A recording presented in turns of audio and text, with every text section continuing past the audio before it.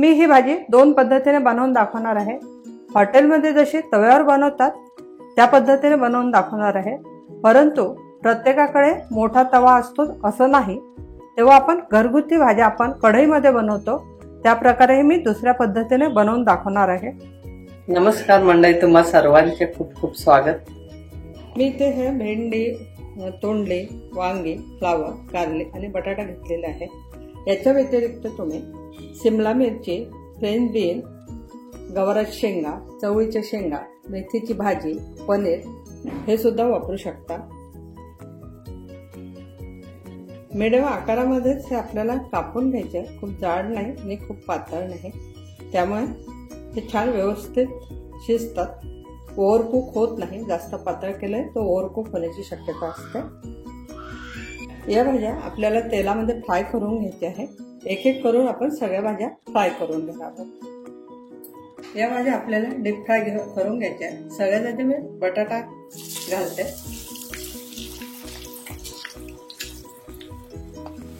Medium फ्लेमवर आपल्याला याला तळून घ्यायचं आहे, त्यामुळे त्या छान तळल्या जाईल आणि जळणार पण नाही आणि आतून छान शिजले जाईल।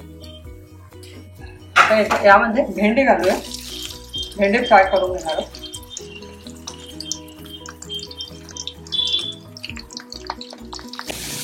भेंडी फ्राय झाली आहे तर मी ती काढून घेते। या भाज्या तुम्ही घेताना तुमच्या आवडीनुसार भाज्या कमी जास्त घेऊ शकता। आता फ्लावर तळून घेणार आहोत, फ्लावर त्यामध्ये तळून घेऊ।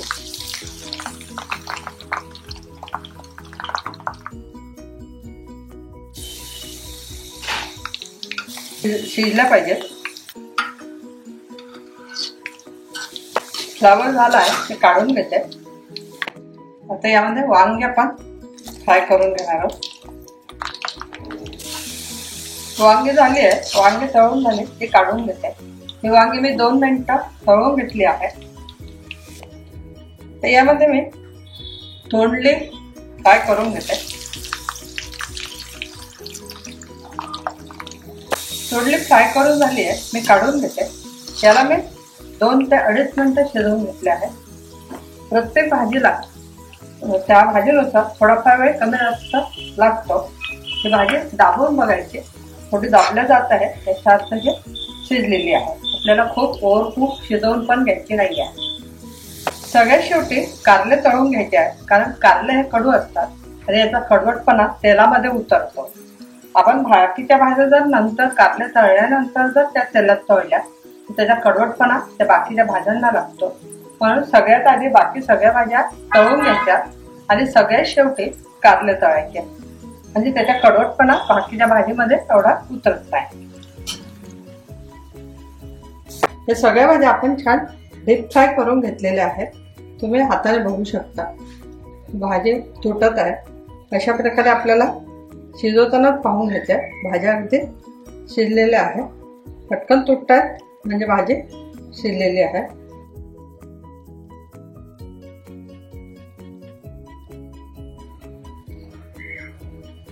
वांगे पण पाहू शकता। अशा प्रकारे आपल्याला ह्या सगळ्या भाज्या व्यवस्थित शिजवून घ्यायच्या, ओव्हरकुक करून घ्यायच्या नाही आहेत। ही भाजी बनवण्यासाठी आपण इथे मसाले घेणार आहोत। मीठ, तिखट, जिरे पावडर, धने पावडर आणि चाट मसाला। आता मी इथे तवा गरम करून घेतलाय, त्यामध्ये थोडं तेल घालणार आहे। तवा गरम झालाय, यामध्ये मी आता ह्या आपण भाज्या तळून घेतलेल्या आहे, बटाटा, तोंडली, फ्लावर, वांगी, भेंडी आणि कारले हे यामध्ये घालूया।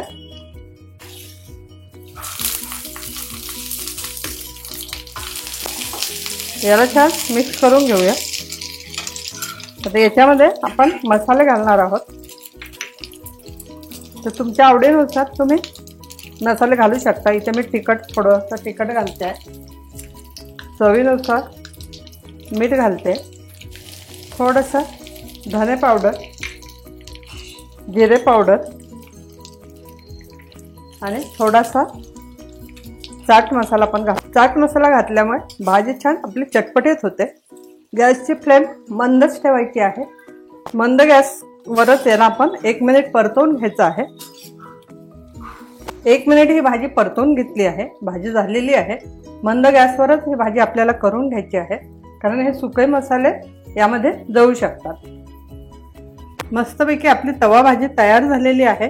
आता दुसऱ्या पद्धतीने कशी करायची ते मी दाखवते. आता मी दुसऱ्या पद्धतीने कढईमध्ये बनवून दाखवते ही भाजी. तेल गरम झालेलं आहे. तर यामध्ये बटाटे, भेंड्या, फ्लावर, तोंडली, वांगी, कारली घालून घेऊ. याला छान मिक्स करून घ्यायचं आहे. आता याच्यामध्ये मी 1 चमच तिखट घालते. तुम्ही तुमच्या आवडीनुसार तिखट घाला. चवीनुसार मीठ घालूया. अर्धा चम्मच मी जिरं पावडर घालते. अर्धा चम्मच धने पावडर घालणार आहे आणि चाट मसाला मी घालणार आहे अर्धा चम्मच. यामुळे छान भाजीला चव येते. त्याला छान ढवळून घ्यायचं आहे. प्रत्येकाला असं वाटत असतं की हॉटेलसारखं आपण घरी भाजी बनवू शकतो किंवा नाही. ही होऊ शकते, तव्यावरच भाजी होते असं नाही. आपण कढईत सुद्धा ही घरगुती भाजी छान बनवू शकतो आणि अगदी तवा भाजीसारखी याला टेस्ट येते. दोन्ही भाज्यांची टेस्ट सेमच असते. 1 मिनिट ही भाजी परतवून घ्यायची आहे. 1 मिनिट झाला आहे. भाजी आपली तयार आहे. मस्तपैकी सुगंध दरवळला आहे याचा आणि खूप छान याची टेस्ट येणार आहे.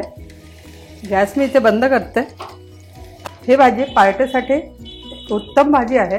आपण घरी एखादी छोटी पार्टी ठेवली त्यामध्ये ही भाजी करू शकतो. ही भाजी पोळीसोबत, पराठ्यासोबत, कुलच्यासोबत खाऊ शकतो. अप्रतिम लागते.